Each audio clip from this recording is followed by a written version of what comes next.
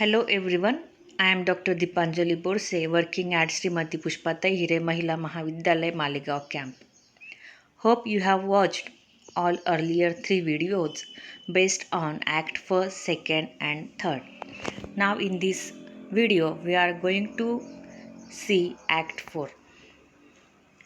Act 4 is about disentanglements. Disentanglements means solutions of the complications which have happened in earlier acts. Scene first. Scene first is about reconciliations.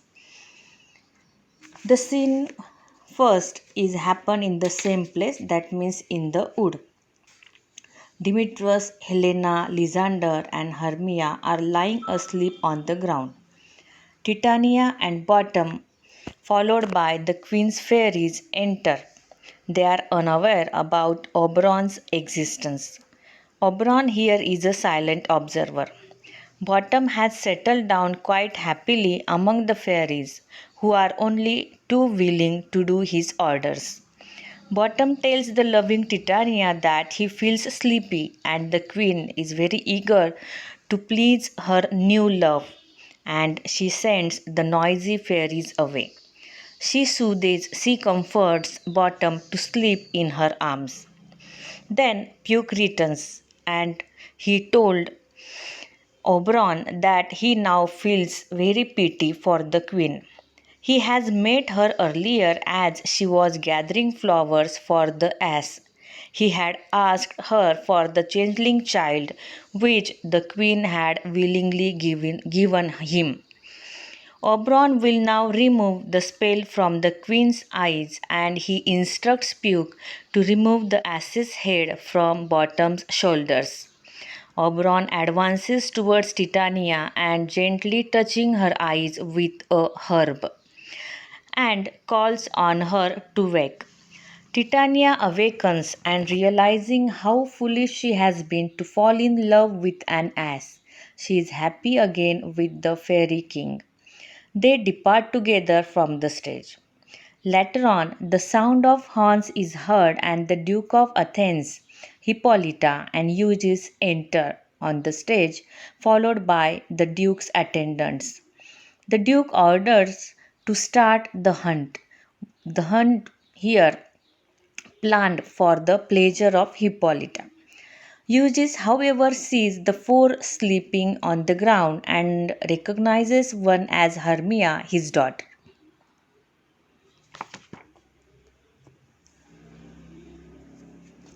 Eugeus sees here the four sleeping on the ground and recognizes one as Hermia, his daughter.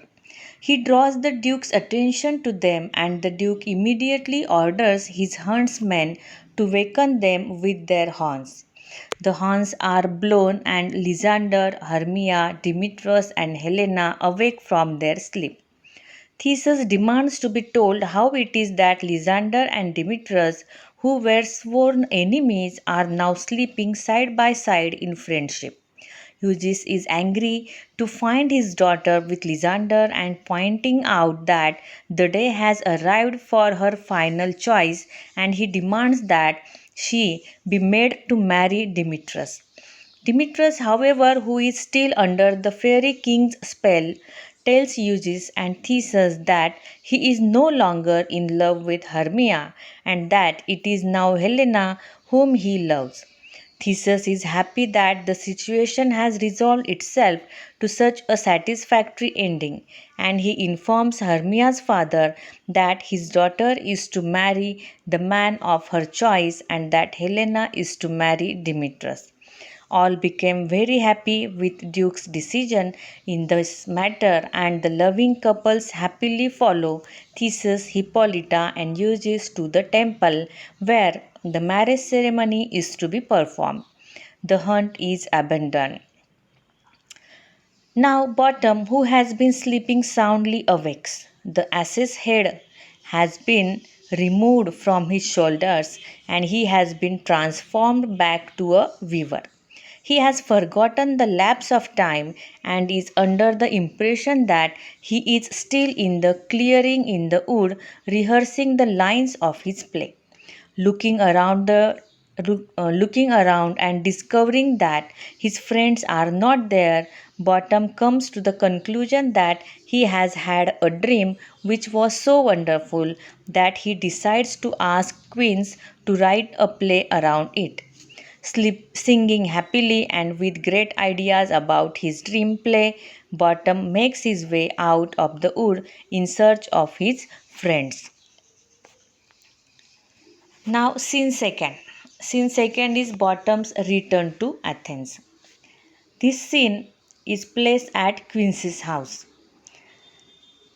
In the meantime, Queen's flute, snout, and starveling are assembled together in a room in Queen's house in Athens. They are discussing the mysterious transformation of Bottom to an unknown ass and are worried as to what has befallen him. The actors are, however, more worried about their play than about Bottom's feelings. Because, as Queens points out, the play cannot be performed if the main actor does not soon put in an appearance. And to make matters worse, there is no actor in Athens suitable for the part in Bottom's place. Snug now joins them to announce that the marriages have been performed at the temple and that the court is waiting for the entertainment. If only they had Bottom with them, their fortunes would have been made. Flute is especially sorry for their absent companion and star in the play, who would have been given sixpence a day for life by the Duke for his part in it. Then Bottom enters. To their delight, all became very happy. He has wonders to tell them, but he will not let them know what they are. As usual, he takes charge of everything, ordering them get ready for their performance at once.